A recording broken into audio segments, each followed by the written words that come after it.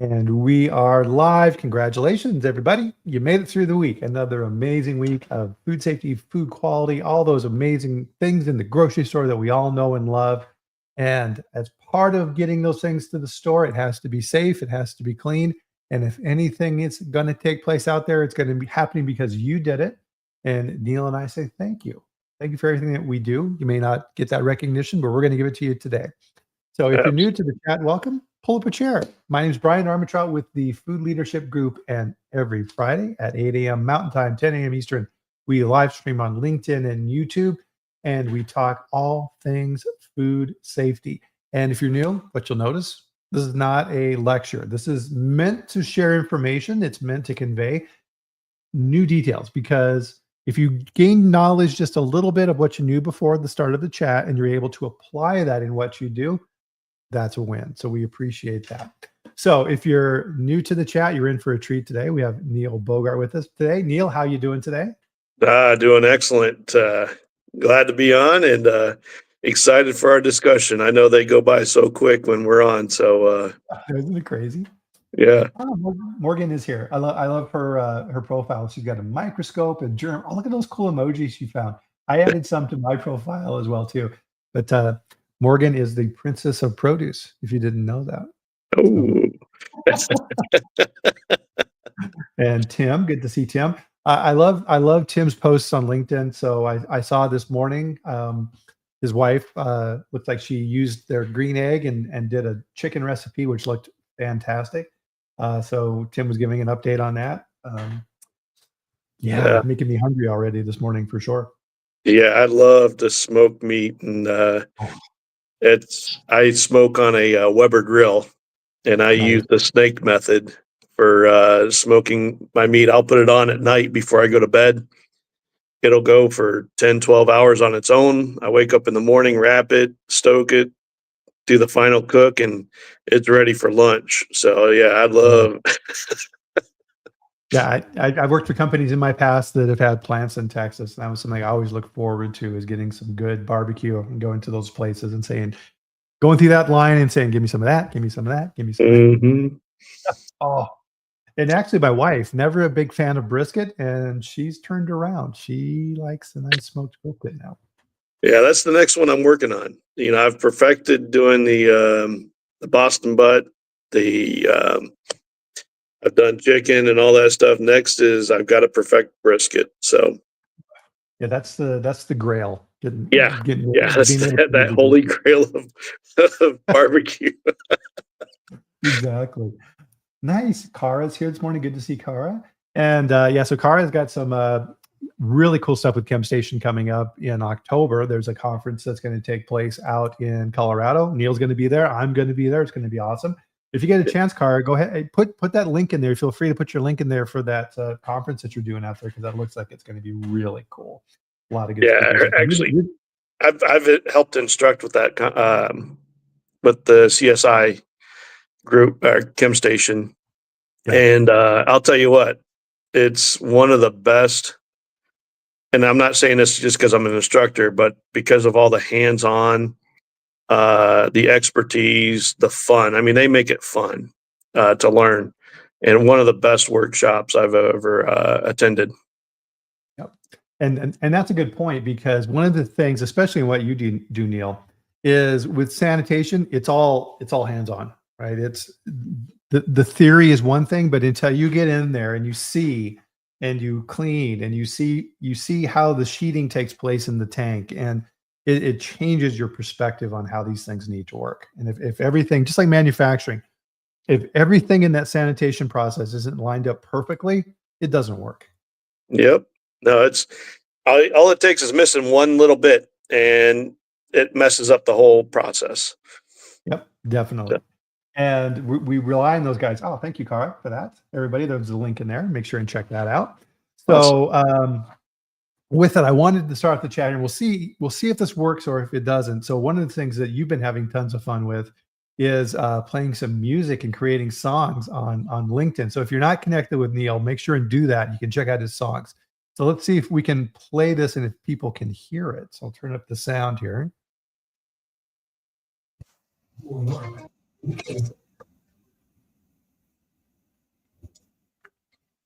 Let's see. I'm not hearing it. I know you're jamming. Probably filtering it out in the background. Bummer. Anyway, so you can get the songs, and this was you can't sanitize dirt, and you can listen to this, and this is on. I pulled it up on Apple Music. I was just trying to play it through my speakers, but bummer that didn't work. But Yeah. that's really cool. So how many songs have you done now, Neil? So I've got 3 songs out now. The first one was "You Can't Sanitize Dirt," and I was just playing around, the first one, and I had the idea actually originally from the Chem Station Institute. So I wanted to have some bump music to walk up to the stage to and all that stuff. And I sit there and I was like, you know what, I could probably write one for myself, and something a little energizing and stuff. But then I started thinking deeper into it. It's like always looking for different ways for people to pick up information. So I'm known for "You Can't Sanitize Dirt." People come up to me all the time. It's like, "You're the "You Can't Sanitize Dirt" guy." And I was like, "Yep, that's me." So actually in the process of trademarking it. So my daughters convinced me I needed to get that done. So, but no, it's a fun way to talk to people, a different way to talk to people. And especially those who are the ones doing the work. So we've got Third Shift Warrior. Third Shift Warrior, we're going to be talking a lot about food safety culture today. Third Shift Warrior took me, it was a quick write, actually. It came to me in the middle of the night. I woke up, it started playing in my head, and it really dives deep into food safety culture, and we'll talk a little bit more about that. And then because of what people have been saying, about people picking up little tidbits, is I wanted to go into dry cleaning. So of course I'm pretty well known for dry cleaning. I know wet cleaning very well, but I'm also known for dry cleaning methods and all that. So I wanted to do the dry stepping by dry. So the dry cleaning method. So maybe we could utilize that to help get people to pick up some tidbits on dry cleaning. So there you go. Very cool. So one of the other ways that people learn, Neil, is through humor. So are you ready for the dad joke? Absolutely. Okay. So Neil, what does a tick in the Eiffel Tower have in common? The tick in an Eiffel Tower. Oh man, I have no clue. They are both parasites.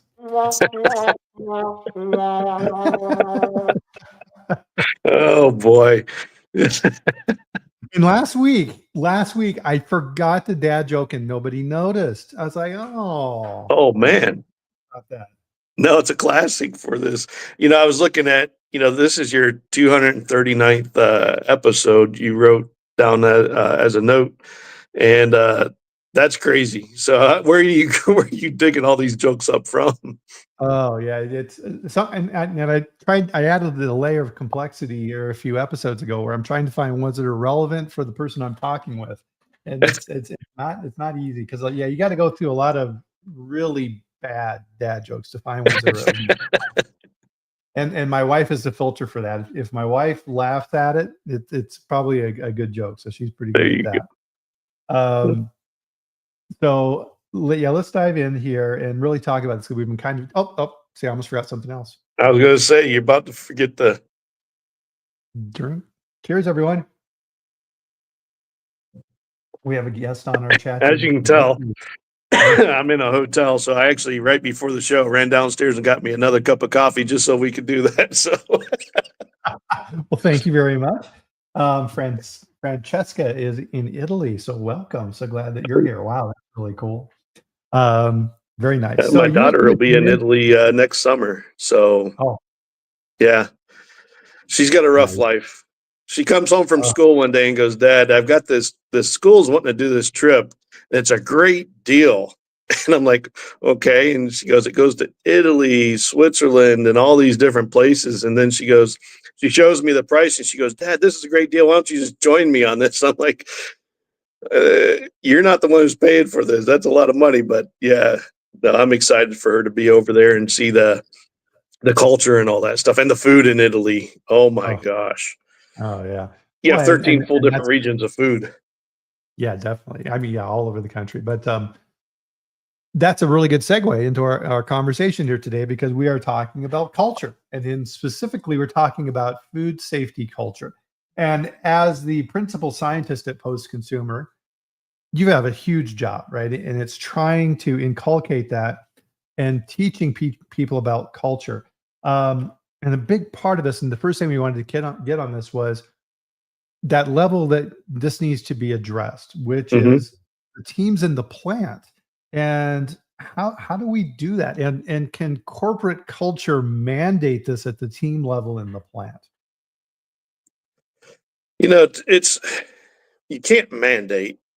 Mm. You have to get people to take ownership. And one of the big things is, when you mandate stuff, especially from the corporate perspective, and I know you've been in corporate, I'm in corporate, I've been on both sides of it. When I started cleaning tankers on a dairy, um, and worked my way up through there, and then had to, as we called it, deal with corporate coming in, and Yeah. mandating stuff. And when corporate comes in and mandates it's hard to make it part of your culture. And we need them to own it. I think us from a corporate perspective are the avenues to supplies, avenues to support. We need to be the ones providing, they need to develop and and build that program so they own it. Mhm.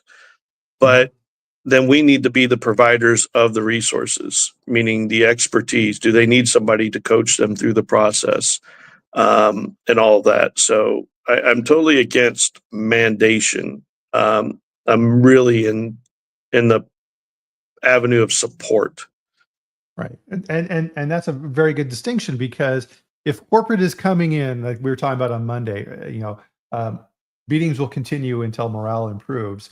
You're never going to get anywhere. If you're coming in and you've got that fist and you're telling everybody that you have to do things, that's human nature to resist. Yep. Nobody likes to be told what to do, and especially if you skip the why and you just say this is the new corporate. And a lot of times in what we do, we get caught up in the it's written down, right? Hmm. SQF version 10 yada yada says you shall do this. Okay, well, who cares, right? Doesn't Yeah. mean that people are going to do it. Yeah. And the problem I'm seeing in the industry is, because there's such a push on it, it's become a check the box. Yeah. Just like, everything else with a third party audit, it's becoming a check the box. And companies themselves have to drive culture. It can't be driven from the outside in. Of course, our customers would expect us to have a culture. Mhm. Um, I'll say, if you look at some of the recalls lately, our culture is poor in the industry right now, and we definitely have a failure happening. Um, and I'll say a lot of it's around sanitation too. So that's why I'm Yeah. excited about today's talk, is because, it's, as I said with one of my songs, the third shift warrior, one of the lines in there is, if you're not supporting sanitation, your food safety culture is nothing but a marketing scheme. Right. And are we touting our food safety culture as one of our food safety programs, or just food safety in general, but we're truly not supporting it and in the industry? And that's relative. I mean, it's very evident through a lot of these recalls that are happening right now. Mhm. When you're not supporting sanitation, you definitely do not have a food safety culture. Right. So, And that's a good point because as we talk about here on the chat, Neil, is that the three main categories and the leaders every year for recalls: salmonella, listeria, foreign material, and allergens. Right. Those are all directly linked to sanitation. absolutely. Well, I would say allergens a lot. That's linked a lot to packaging. True. And errors on the packaging side. And it's, I've been over the packaging as part of my job at one point, and well, I'll tell you what, it's easy to make an error on a packaging. And it's, Yeah. you miss one little thing. And that was, earlier in my career, and how much you had to put into the editing of packaging to make sure you don't miss anything. So, and it's not surprising to me that packaging is, especially, everything that we have to have on the package. That doesn't surprise me at all, that's one of the big failures on allergens for the recalls perspective. So, Yeah, absolutely. And that's, I think that's part of that linkage piece of it as well. So corporate wants to have marketing promotions and switch out new flavors and keep the consumers excited and have seasonal varieties. But it all comes back to that plant execution piece of it, to your point, where you've got a filling line and then you've got to switch over. And if you mhm. have that wrong package and it's the wrong revision, odds are the operator doesn't know that. And then to your point, you've got a recall. Yep. Yeah. Yep. To Austin's point. Yep. Absolutely. I saw that this week as well too, Austin, where Bluebell just had another recall. Yep. So for packaging related for allergens. Yep. Absolutely. And so I think it kind of goes back into that theme of what we're talking about here today is getting that messaging out to the plant on the importance of these things. And just because corporate says it, that linkage isn't there. And this point I think keeps coming through in our conversations on food safety culture and risk management is we're trying to drive these things from the top. We're not trying to drive these things from the top, and we're expecting that people at the lower levels in the company just understand it, and it doesn't work its way back up. And this can cause a lot of different issues in those areas. And it gets down to that training piece. And Austin, of course, which I'm grateful he's on the chat here today, is that training piece of it. And this circles back to what we're talking about today with different modalities of giving people information. There's one thing we know for sure, Neil, is that the PowerPoints we've been using for 20 years don't work. No, I think we've kind of established that. no, and they don't. And we learned a lot through COVID. Um, Again, another check the box. A lot of Mhm. training programs where I checked the box so they could pass a GFSI audit. And when COVID happened, there was a lot of companies who maybe have had 15, 20% turnover. All of a sudden, we're at 300% turnover. Yeah. Anytime a system gets stressed out, again, that's when you see the failures of the system. Was the system truly built properly to be effective? And through COVID, we saw it wasn't. Right.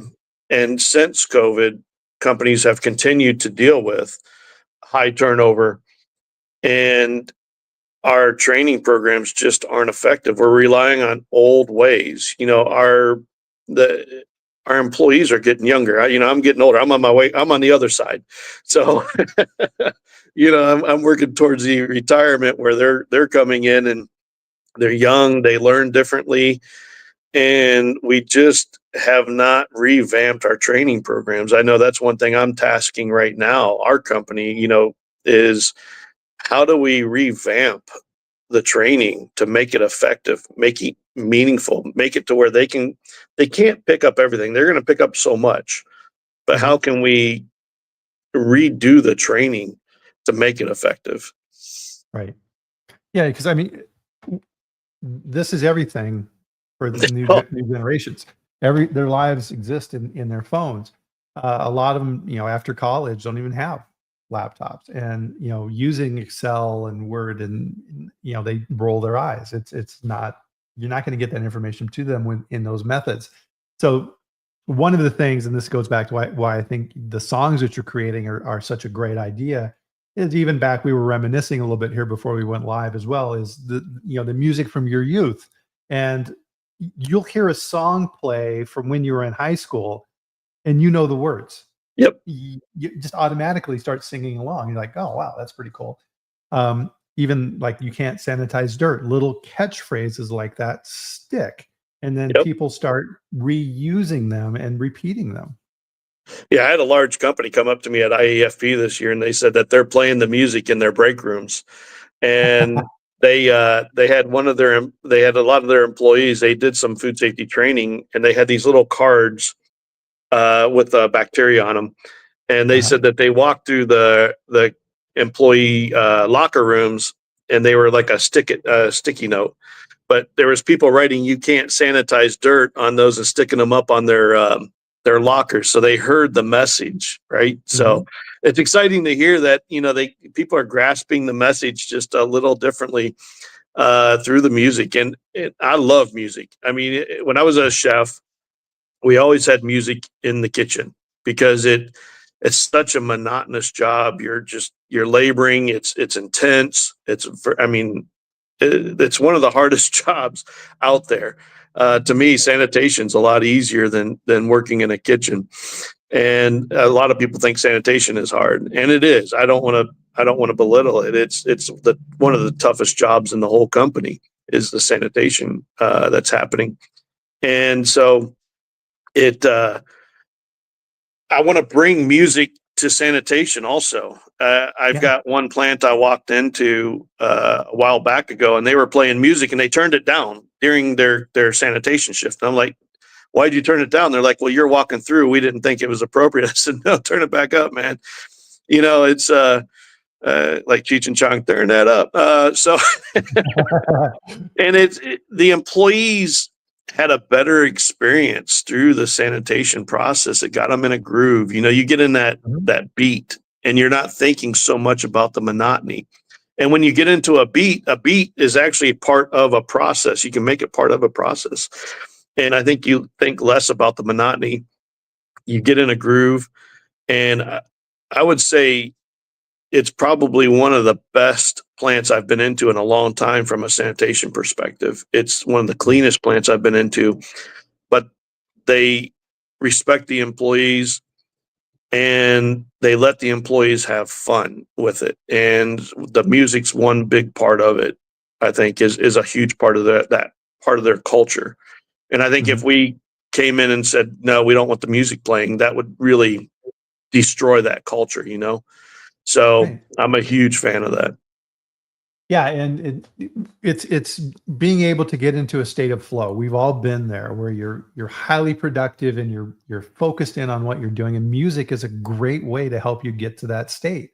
And it's always amazing when you get to that point. You can't force it, but when you do, everything just seems to be easier, and you're able to be productive and get those things done. It's no different for those guys either.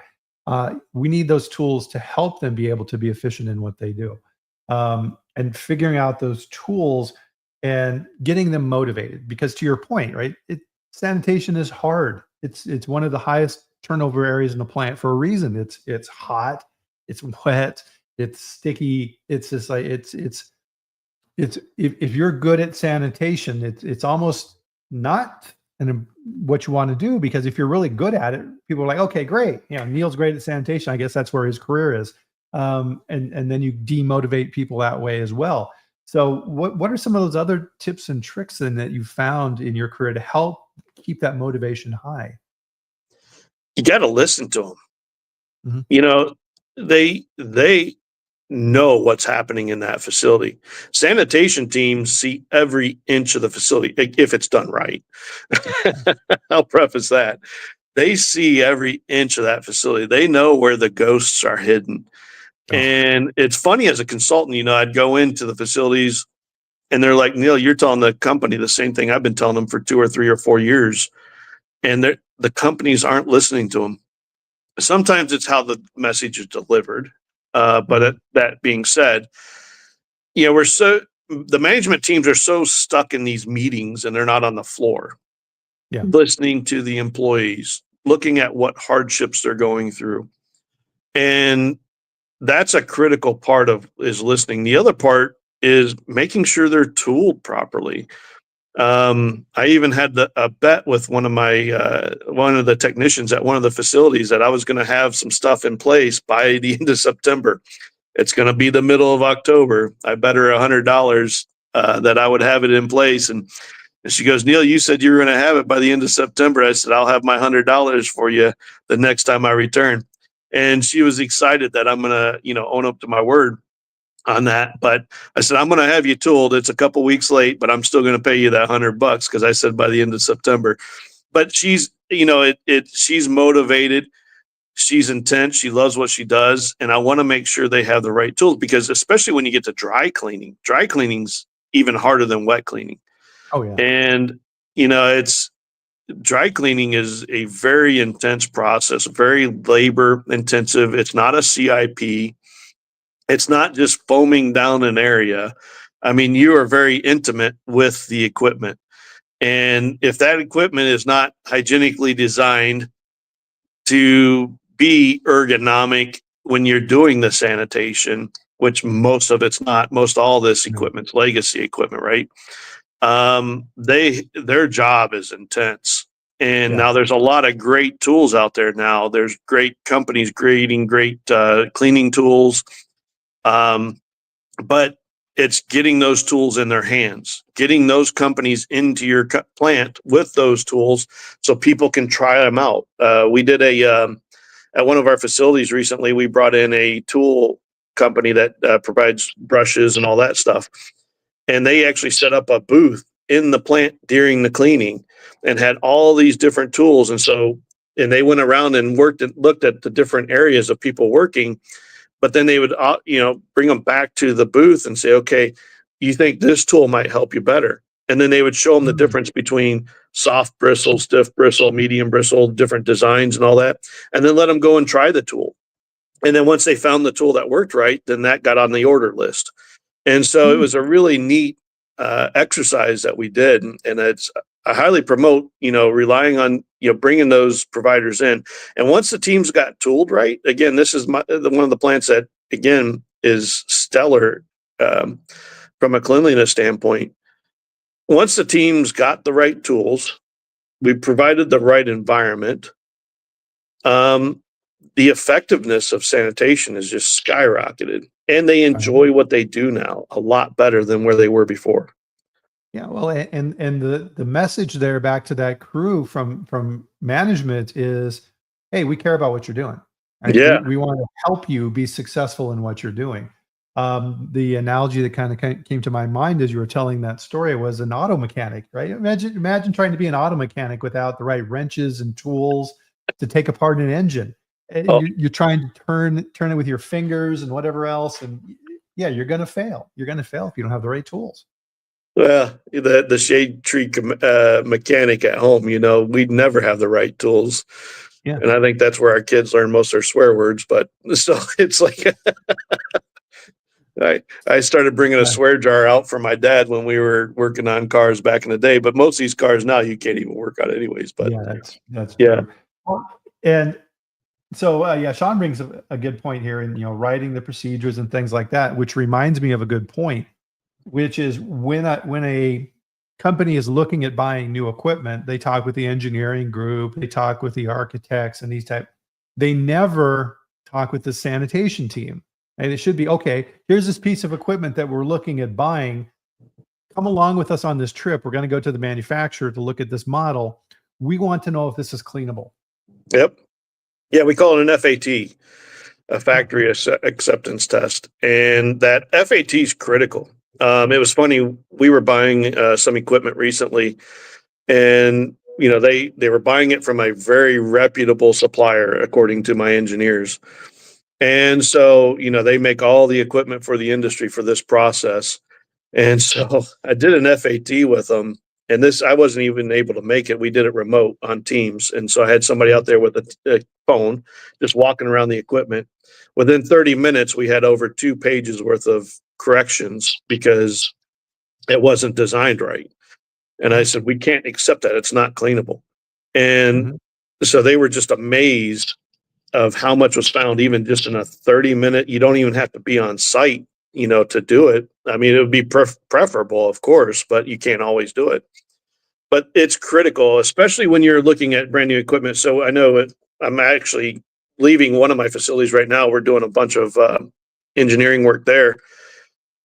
It's critical to take a look at that equipment, because the one thing I coach to the teams is, yes, that equipment's going to be here for the next 30 years, right? And we're affecting people for 30, 40, sometimes 50 years with some of these equipment, especially in the US. We like to run equipment until it's dead and then keep it rolling. So Yeah. it's everything we do now will be affecting people when we're long gone. And we have Mhm. to respect that.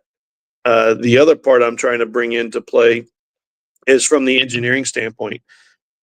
When engineers engineer something, it gets installed, it's gets up and running. We need them to come back and be part of the first sanitation Yeah. of that equipment, because that's when they learn, did the hygienic design, was the equipment designed well, is the way they placed it in your plant in a way that it's ergonomic, easy for the employees to get to and work on. I Mhm. think that's a critical process, and I know it's one I'm trying to get as a standard, even for us.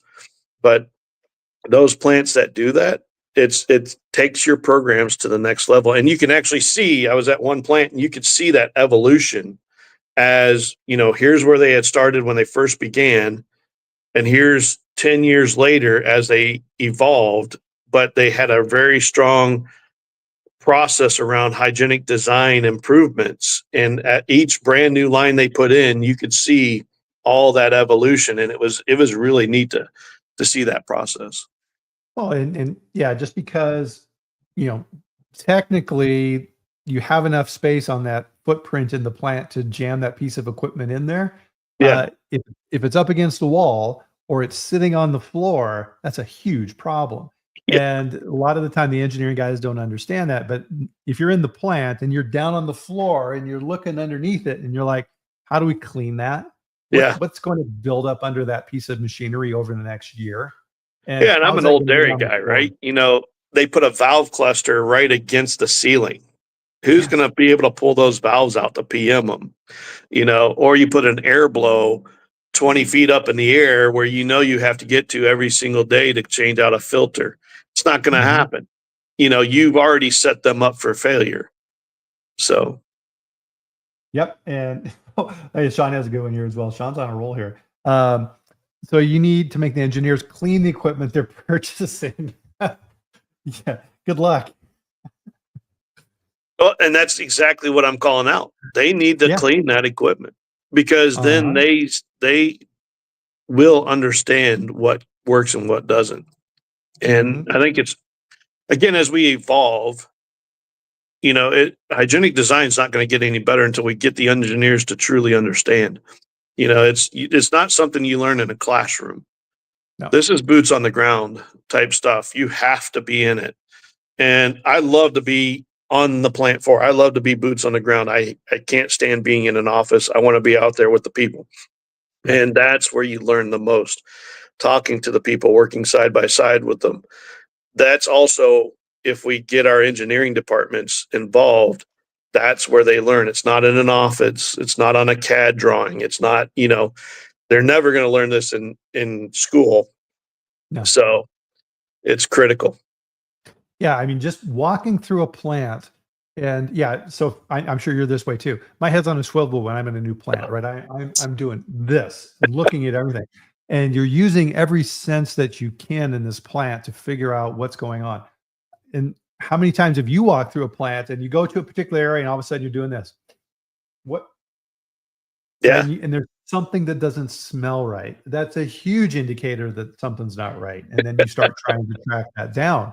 When I If you worked in can the smell it, chemical anybody, industry, we used to call that the smell of money. yeah, So, exactly.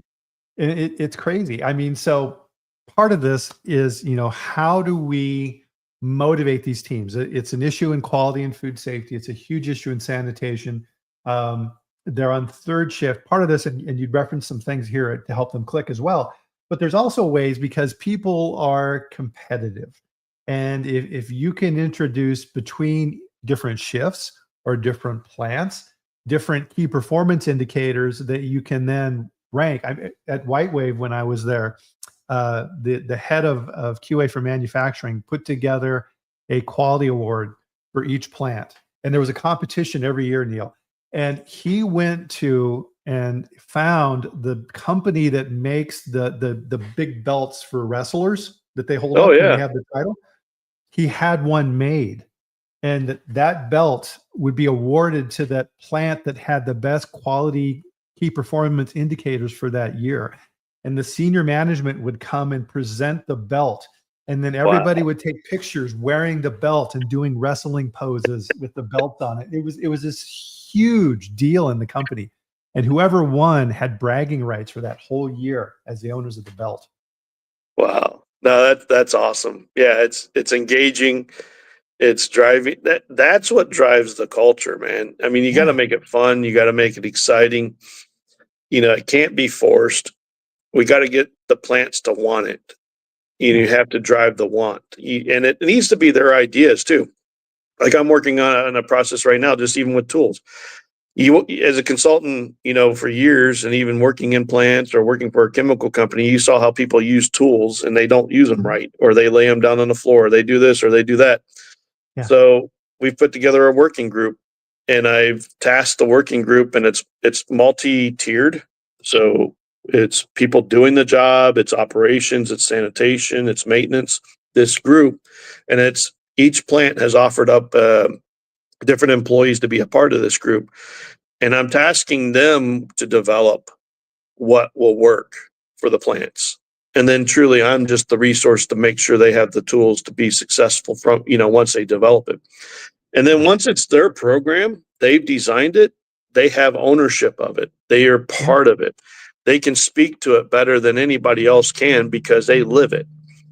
And so it's an exciting process, and it's working really well so far. And I've already got the next item lined up for them. So it's the group is excited because they're seeing change, and it's they're finally seeing some effectiveness out of a new program, right? Because they were the owners of it, not somebody from corporate coming down saying, do this. Yeah. Yeah, they're the experts. We're not the Yep. experts. All we do is ask questions and help solve problems, and they're Yep. the experts.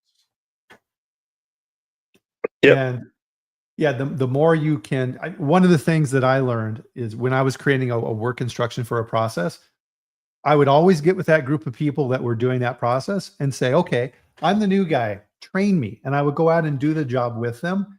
And let's say it was receiving or something like this. I'm like, okay, teach me how to receive. And then I would ask a bunch of questions. It's like, okay, well, the truck shows up. Okay, well, how do I know when the truck shows up? Well, the front office tells us when the deliveries are coming in. They normally come on Mondays and Tuesdays or whatever. And then you start learning that process. And the thing I would focus on is what you're talking about as well, Neil, is all right, what if this step goes wrong? What was missing? What tools did you not have? What information did you not have? Because people want to do a good job. Mm-hmm. And that's where this tool example comes in. And there's a comment in here too, right? If people are jury rigging equipment to try and get the job done, and you don't even know about it, Yeah. right? Oh, yeah, we'll just put the sprayer here to help clean off stuff, and it's contaminated, which is why they're doing it. I mean, how many times have you walked through a plant and you'll see some tape wrapped around something holding up a pipe or something? Somebody did that for a reason. Yep. I was in a plant not too long ago, and there was a CIP skid, and you had to climb up on top to get to some valves and things like this. And someone had taken some foam and wrapped it around one of the pipes on one of the corners and then duct taped it on. They Wow. did that because somebody hit their head and went, ow. And so they took it upon themselves to put that foam there so they wouldn't do it the next time. And they're just thinking about it from the standpoint, I'm not hitting my damn head again. Right. We're looking at it from the standpoint of, oh, that's a contamination point. That's a harbor. That was rolling through my head. I'm like, that's all Harbridge now. So Yeah. So they're trying, and you only find that out by asking questions. It's like, hey guys, why is that foam up there? Oh, I hit my damn head. Yep. You're right. That's awful. We'll fix that. Right. Welders, let's put them in work instruction. Let's remove that. Let's switch it around.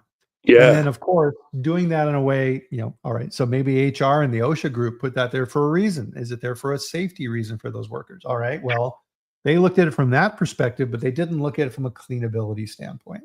Yeah. And sometimes EHS they do stuff for human safety, but you're spot on. They're not looking at it from the food safety perspective. And you have to have a solid relationship with your EHS group, because definitely I don't want anybody to go home hurt. I don't want anybody to die. I want everybody to be safe. Very few sanitarians can make it through their whole career with all their digits still. And I've been very fortunate. I've been very stupid at times and almost probably lost a finger, but luckily I haven't. So, but it was my own stupidity. But no, we have to have those relationships, because we have to understand the risks that they're trying to mitigate, but they also have to understand the risks we're trying to mitigate. And we have to come to that happy medium. And sometimes it's Right. not going to be perfect, and you have to have some give and take on both sides. But we can't have people getting hurt, but we also can't be creating a new situation that's going to cause a food safety incident down the road. So, Right. Well, and part of that is, and this is something that it happens in sanitation all the time, is okay, we're giving you the tools, we're giving you the training, but we're not giving you the time to get these things done. yep, And if you're forcing people to rush, that's exactly what you were talking about, Neil. And you're in a hurry, so you're gonna reach in there and try and grab that thing in the moving machine because you don't have time to shut it down. yep, Uh, those things are huge. And you'd made a really good analogy on this with your own house relative to your kitchen, right? yeah, yeah. I mean, if you look at your house and how long does it take you to clean your kitchen? Now, what if you leave that kitchen build up for a week? How long is it going to take you to clean? And ultimately, what's your wife going to say to you if it's not cleaned right? So, Right. And it, I'm sorry, go ahead. no. Yeah, it's critical to if we're doing this at home, why is it any different at work? Yeah. If you're not cleaning up your kitchen every day at home, or if you are cleaning up your kitchen every day at home, why is that not the same? And you're going to take every bit of time it takes to clean that kitchen, Right. It's not but clean till it's clean. And yeah, it's and not it clean till it's clean.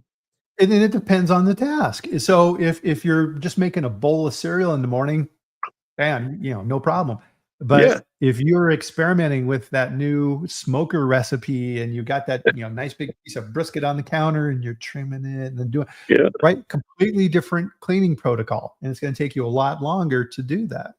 Oh, absolutely. So no, I take it even like at your bathrooms at home. Yeah.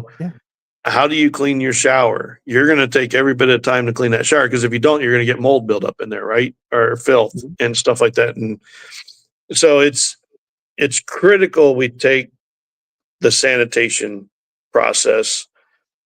It's again, I can't talk about it enough. You look at all these recalls. How many of them have been because of sanitation? Yeah. We as an industry are failing because we're not supporting sanitation. I understand we don't make money unless boxes are going out the door, but it's not fair to the consumer who has a blind faith in us to do the right thing. Right. And if we're producing their product in filth, that's not fair to the consumer. Right. So that blind faith is their demand on us to do the right thing. And Right. it's, you go through a grocery store and you look at all these products on the shelves, and it's just, it, I even look at it from all these years of being in food plants and understanding which ones are dirtier and which ones are cleaner. And it scares me. Yeah. So, but the consumer has no clue, and Yeah. it's not acceptable. No, So, I agree. Well, and I think part of this too, right, is we're talking about the tools and the time and the training. The other piece of this, what we've been talking about as well too, is that visibility piece. Having those KPIs in place, having those competitions with the different teams, making sure that they're visible is really what we're talking about. And I think a lot of times quality has this issue, sanitation has this issue as well. Is what we do only rises so far in the organization, and that's why this gets back to our theme with our talk here. Is a lot of this needs to come from the top down is we're normally in the operations group. and that information gets bubbled up to the operations team, but it's not something that comes up at the senior leadership meetings or the board of directors where the CEO sits there and says, okay, Neil, can you please go over the sanitation results for last month for our operations? No, right? Yeah, well, unfortunately for the industry, that's the case, right? Yeah. And we have to make that part of the message. There's a lot of matrix that the board looks at, that the senior leadership looks at, and we have to have those right KPIs that can fit into that matrix for them to look at. Preventative maintenance is another one that I harp on a lot. Yeah. Because if we're not maintaining our facilities right, then you start getting what are called breaches or leaks of product, right? And you see it all the time in plants. Well, your sanitation system was designed to clean in an optimum condition. We validate them at an optimum condition. And then if we're not maintaining our equipment right from a preventative maintenance standpoint, we start getting leaks, it stresses the sanitation system that you've built. Yeah. And there's only so much that team can do, especially as we keep, cutting back on teams. If we're not supporting, we have them on third shift when no management's around to support them. We have them working on weekends when no management is around. It's that unsupported shift that we're relying on so much importance around. Yeah. That needs to be during, when management is on site. But what I was trying to get back to is, so we have sanitation will start failing because PMs are failing, and it's a trickle down effect. Then next, what's going to fail? If you have a food source there, our plants are warm. Now you've got pests in your facilities. And so now you have pest control issues, and it just keeps trickling down, and people will call me and say, Neil, we have a sanitation issue. We have a sanitation failure. I said, well, what's really causing that sanitation failure?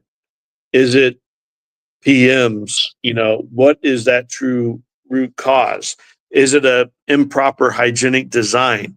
Sanitation just doesn't fail easily. There's a lot of factors that cause that. Are the teams not tooled properly? And going, diving deep into, almost a FMEA on, what is that mode of failure that's causing the sanitation failure? Because once you build a system, it's pretty effective as long as you have good teams, you're taking care of those teams and all that. What's that true effect of failure? Yeah. Well, and this is something, and we've been talking about this on the chat quite a bit, is risk is not static. This is something that is constantly changing. To your point earlier, there's all these variables. There's people, plant, process, product. All of these things are going into impact these activities. To your point, during COVID, inexperienced crew. What's your risk level? Right? That has gone up. Something else that companies don't think about as well is they'll put their budget together for the year for the plant, and all right, I've got this head count and these budgets and these type of things. It's a very, very rare plant where your production is flat through the year. Yeah. You have peaks and valleys. So if you're a company that your busy part of the year is the fourth quarter because you're selling a lot of product for Thanksgiving and Christmas, if you're in sanitation, you get the same resources that you got during the summer when it was slow. And you need more headcount. You need more time because the plant is busier. And to your point, those small little things add up, and then it creates a failure within the system. And then to your point, which I think is worth reemphasizing as well, is it comes back to say, well, we had a sanitation problem. It's like, no, we didn't. We had a production problem. Yep. We overtaxed the system, and now we're seeing the results of why that happened. Yep. Do you guys understand that, right? That connection isn't there. And I think that's a big part of this, is that information is not getting up to the top. So imagine that senior leadership conversation where the CEO turns to the head of operations and says, hey, I see that these KPIs for our busy point of the time, you're starting to see some failure points. We're getting some ATP hits in some of our plants. What are you guys doing to fix that? What additional resources do you need to make sure that this goes in the right direction? It doesn't get to that level. Yeah, no, I mean, that's the criticality there. So it's having those right KPIs to understand what's happening. That, do the failure modes effects analysis, the FMEA. The FMEA is a great process to really, check your system and, look from a historical standpoint in your process. But we have to get to that point where, we can't keep shortchanging sanitation. Yeah. It's doing nothing good for the industry. Yeah. Some of the most underpaid employees are on sanitation. Yeah. We have them working unmanaged shifts in the industry, Yeah. unsupported shifts, uh, terrible times to be working. I mean, we can run a filler through the night easily. Once product's produced, sitting there ready to be ran on a filler, we can run a filler through the night with minimal management, minimal support.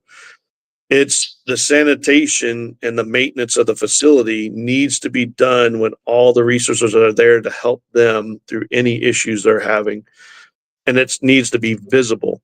So, Yeah. yeah, Well, it's like Valerie's saying here as well too, is people are doing these things. Work instructions don't do these things. It's the people who are doing these activities. And a big chunk of that is that hiring process, this back and forth. Because to your point, it's like, oh, geez, we want to hire our best employees and we'll get, we'll pay a little bit more for that filler operator.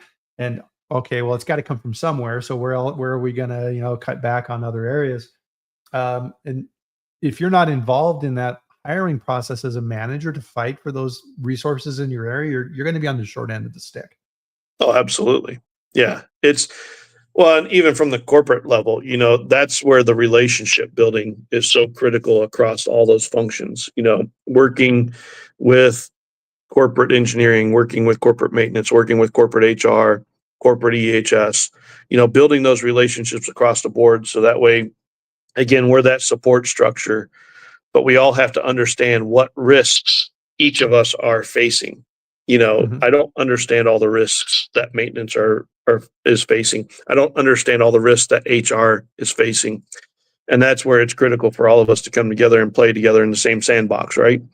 Yeah. So that way we understand everybody's issues. So then that way we can better, build out the support. Yep. Well, and even simple things like the plant leadership team meetings. And you're the sanitation manager and you're working with your crew overnight. And then the plant manager has his staff meeting at 11 in the morning. And the sanitation manager just worked a 12-hour shift, from 12. Yeah. And now they're at the tail end. And are they going to, they just want to go home, even if they're at the meeting, right? They may just decide to go home and go to sleep. They're not getting that visibility within the process. Or training, you look Yeah. at training, it's amazing. They'll want to train sanitation teams at the end of their shift. I'm like, these people just busted it all night. They're tired. They want to get home. Last thing they want to do is work with somebody who didn't have the decency enough to come and work on their shift with them because they don't Yeah. want to work at nights or on the weekends, right? So they're forcing them into a situation where they're tired. They're not going to learn. So it's an unfair practice. They'll bend over backwards. I see it all the time. They bend over backwards for production. Well, of course, Yeah. production is getting product out the door, but they tend not to bend over backwards to support sanitation. And Right. so it's just And I that know life person is isn't not fair, in the. but No. we have to change in the industry. No, I agree. I did want to save a little bit of time here because we had a really interesting conversation with this around you were talking about the maturity model. Yeah. What did you mean by that? Yeah. So I was working with our corporate CI team, and they have a maturity model built for FMEA. What's the plant's ability to do a FMEA effectively? And they had a 4-tiered approach of the maturity of the plant. So that way they could better understand, how could they support the plants in growing them from a FMEA process. And I'm a huge believer in FMEA. I mean, FMEA is the core basis of HACCP. It can be used for Kappa. It's that process we need to be good at. So I was looking at their model, and so I was like, what if we built a maturity model around sanitation. Mhm. And so I'm working with our continuous improvement group right now to look at, how do we build that maturity model? Because that maturity model is going to drive, where do we put our resources at? Where can we get the best bang for our buck? How are we going to help save and improve the process? Because yes, sanitation, there's a cost to it, and people are always trying to cut back on it. You can only cut back so far before you have failures. But I think this maturity model is going to be pretty interesting, because then it'll be easier for us to understand from plant to plant to plant. You can have programs and all that, but what is the true maturity? And the maturity model takes, an assessment, going in and really diving deep, asking the right questions. So then that way we can make sure, what is the maturity of each one of those plants? 1, 2, 3, or 4, 4 being the highest maturity level. Then, and then also, what are plants doing that works and what doesn't work? So then that way we can start spreading that word too, right? How did they jump from one maturity to the next? What were those practices they put in place? Because again, it's not corporate coming in and forcing those practices down on them. The plants are smart. Yeah, we have some awesome people in the field, man. And if you supply them with those resources to be effective, it's amazing what they'll come up with. And so again, I like the idea, like you said, even the quality award, it's, where's that sanitation award, and I'm going to actually take that back even from today's talk. That's my little thing, but I think the maturity model is a nice way for us to understand what's happening in the facilities. And it Right. also engages CI. So now CI is going to actually do that assessment. So it's not it's not Neil's program. It's not, the corporate sanitations program. That's being assessed by a total independent of what's happening in the facilities. So then that way we can really get an understanding of what's happening. It's one of the rules of companies that have more than one plant. If you have, let's say, 10 production facilities in your responsibility, and you're making different products at different plants, there's always a bell curve. Always a bell curve. Yep. You have 2 or 3 plants at the bottom that are your problem children that you're spending all your time at, and you're the tape, right? You're the Band-Aid to our earlier examples, right? You're in there and you're trying to keep this thing going, and you're spending all of your travel time there. There's 2 or 3 plants at the top who are just, you never have to worry about. They're dialed in. To your point, under this model, why? What's different, right? And plant managers talk. They talk to each other all the time. Now imagine, let's say that you have a superstar sanitation team at one plant, and they're just killing it. Their KPIs are awesome. Their ATP rates or turnaround on equipment, everything is fantastic. Chemical usage. Send a few of those people to one of the plants that's not doing very well and teach, right? Imagine the message that you're telling, you go to some of your team members on that plant that's doing well and say, hey, listen, you guys are doing such an awesome job. We want you to help train one of our other plants on what you're doing. Man, Yep. How would that make you feel? Yeah. And I've actually implemented that practice myself. I'm taking people from those plants, engaging them to work with the other plants, and sending them out there so that way they get more experience too. Because every time you get to go to another facility, you're going to learn something new, or maybe a lot new. You learn what's good, what's bad. How can I take that and learn and take it back to even my own plant? So anytime we can cross pollinate that thought process. And I go back to, there's a book on management that I was reading. It's about the Navy SEALs. Jacko, I think is his name. Yeah, and he had the groups of, when they go in for the Navy SEAL training, and you had the leaders of each of the groups, and there was one team that was always very successful. They took the worst leader, the group that was doing the worst, and the leader that was doing the best, and they just swapped the leaders around. And then all of a sudden, the group that was doing the worst was working its way towards the best, and the best was working its way towards the worst. And so sometimes it's just the leader. So by swapping people around and doing some other assessments, they're going to see stuff like I can't see, when I go in. So no, I think that's a great idea. And I solely enforce that and want to see people doing that, because that's how we learn. Yep, absolutely. And Cortland's doing a good job at keeping us on time. So as we're finishing out here, Neil, what would you like to leave people with here today? Any closing thoughts? Yeah, you know, of course you can't sanitize dirt. We have to commit to a proper sanitation program in our facilities and don't design the program for your optimum run. Design it for the failure. So if we design for the failure, then the rest of the time we're going to be good. So do that FMEA, do that risk assessment of the process. What is my most tasking time of the year? And if we can build it towards that, then we're going to be a lot more successful. And listen to your people. They are smart. Yeah. And if you listen to them, you will succeed. Yep. Couldn't have said it better. So with that, guys, thanks. Amazing comments.